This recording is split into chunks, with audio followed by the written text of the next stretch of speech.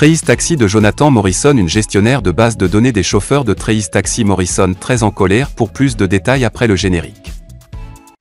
Avant de commencer, n'oubliez pas de vous abonner et d'activer la cloche de notification car cela va vous permettre de ne plus manquer à nos prochaines vidéos. C'est parti!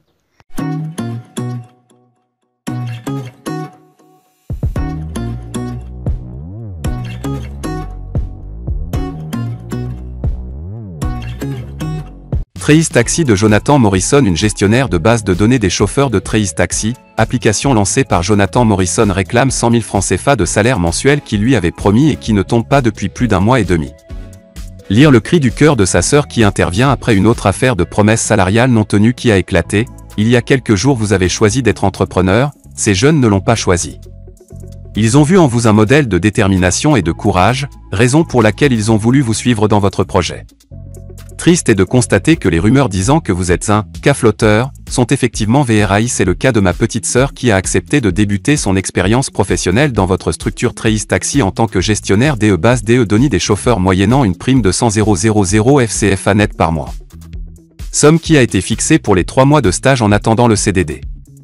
Chaque matin je voyais ma sœur se lever pour aller travailler et rentrer tard le soir parce que monsieur voulait qu'elle reste au bureau pour enrôler les chauffeurs qui ne pouvaient pas passer pendant la journée. Étant moi-même une femme active, j'encourageais ma sœur à continuer à se battre et rester motivée malgré tout ce qui se passait, raison pour laquelle je me permettais de la dépanner si besoin était.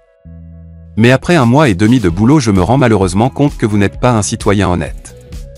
Elle, ainsi que ses collègues n'ont toujours pas été payés. Le projet Trace Taxi n'a plus de suite après le scandale de Mademoiselle Estelle DAH. Un de vos collaborateurs a convoqué une réunion pour soi-disant calmer les choses.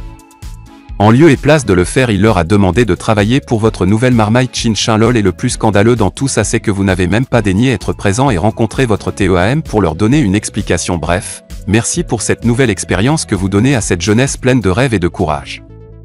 Aujourd'hui j'ai une sœur triste qui se rend compte de la méchanceté et la malhonnêteté qui existent vraiment dans ce pays.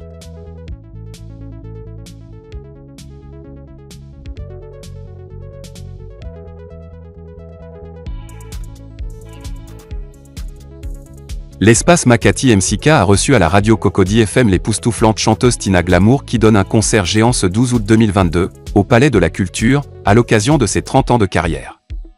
12 août, une date qui sonne également comme un mémorial du départ de son fils vers le firmament, le Daichi dont l'œuvre nous laisse encore dans la hantise. Dans une ambiance bon enfant au studio de la radio, Tina Glamour a lâché ses propos. Je suis très admirative de la façon dont Eunice Unon a vendu ses tickets pour remplir la salle du Palais de la Culture. Je vais fêter mes 30 ans de carrière. Je n'ai pas de sponsor, je vais sur fonds propres. Il faut que les autorités soutiennent les artistes. J'ai déposé beaucoup de lettres à leur bureau, pour une demande de soutien à mon concert, mais pas de réaction actuellement. Je lance un appel à la nouvelle ministre de la Culture, Madame Françoise Remarque. J'ai déposé une lettre à votre cabinet. J'ai besoin de votre soutien et évoquant les ambassadeurs culturels qu'on oublie de célébrer. Tina Glamour a terminé en faisant ce vœu d'être honorée pour l'ensemble de son œuvre artistique. Décorez-moi avant qu'il ne soit trop tard. Il faut décorer Tina Spencer.